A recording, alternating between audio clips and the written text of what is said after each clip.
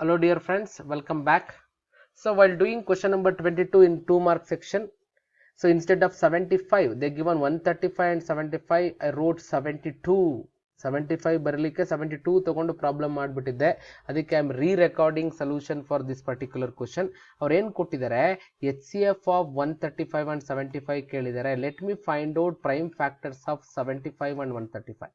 So ಇದು 3 ಇಂದ divide ಆಗುತ್ತೆ. 3 4s are 12, 1 carry, 3 5s. Next 3 1s, 3 5s. Next 3 5s. ಅದೇ ಥರ 75 3 2s ಆಗುತ್ತೆ, 3 5s, again 5 5s. So what is the prime factors of 135? 135 is equal to 3 cube into 5 power 1. ಅದೇ ಥರ 75 is equal to 3 power 1 into 5 square. So ಹಂಗಾದ್ರೆ HCF ಕೇಳಿದರೆ, HCF ಏನಾಗುತ್ತೆ, common prime factor 3 common ಇದೆ, 5 common ಇದೆ, least power for both is 1 and 1. therefore HCF ಏನಾಯಿತು 15. ನೋಡಿ, and then find the LCM of what HCF of these. ಈಗ HCF of ಇವೆರಡು ಗೊತ್ತಾಯಿತು, ಏನದು 15. ಹಂಗಾದ್ರೆ ಅವನು ಡೈರೆಕ್ಟ್ ಆಗಿ 15 20ಗೆ LCM ಮಾಡಿ ಅನ್ನೋ ಬದಲು ಹಿಂಗ್ ಕೊಟ್ಟಿದ್ದಾನೆ.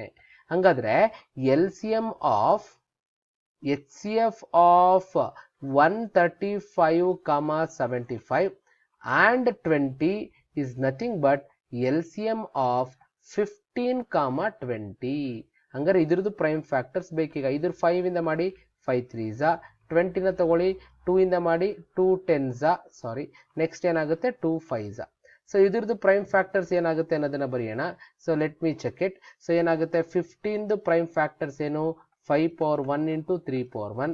20ದು ಪ್ರೈಮ್ ಫ್ಯಾಕ್ಟರ್ಸ್ ಏನು, 2 square into 5 power 1. ಸೊ ಇದ್ರದ್ದು LCM ಕೇಳಿದರೆ, LCM ಅಂದ್ರೆ all factors to be consider. 2 ಮತ್ತೆ 3 ಮತ್ತೆ 5 ತಗೋತೀನಿ, ಎಲ್ಲದಕ್ಕೂ highest ಪವರ್ ತಗೊಳ್ಳಿ. 2 square, 3 highest power 1, 5 highest power 1. So 4 3s are 12 into 5. So 12 5s are 60.